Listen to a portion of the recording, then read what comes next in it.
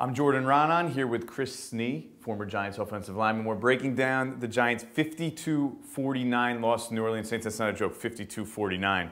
There was a lot that went wrong defensively. We're going to look at this play. This is late in the game, and the Saints actually go down to tie the game in the final minutes. It's like 3 minutes left. This is a completion to Ben Watson. What do they do here to take advantage of some of the things the Giants are doing? Well, here was something they did over 20 times throughout the course of the game, and that is just going no back. So they're spreading out the defense. They're leaving nobody in the backfield, tight end back to help with the defensive line rush because they didn't respect the rush.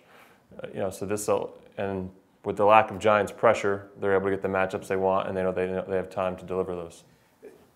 What do? I mean, when you go against a guy like Drew Brees, do you feel like if you have to pressure him? I mean, is there a way to sit back and try and stop him in these kind of situations without blitzing when you can't get pressure four-man? I feel like you have to. There were only 5 times out of 50 dropbacks where they brought more than 4 guys. You know, often they'd bring one, but they drop a defensive lineman. So if 4 aren't getting home, you think you'd like to bring 1 extra one. Second time in 3 games, the Giants, actually, that was their game plan, not to blitz often. They did against the Eagles. It worked, but that was Stan Bradford. I think they blitzed on 2.5% of the time. So different animal here. Yeah, different animal with Drew Brees. We saw the result. So let's look at this other play. Again, you know, what do we see here?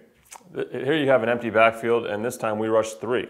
And you know, to the credit here of the defensive coordinator, we should be able to make a play on this ball. It's a ball that's thrown. Two defenders are there. You know, but Drew has time to make that throw. 3-man rush. We drop a defensive lineman, and again, he connects on a throw. This is third quarter. Third quarter.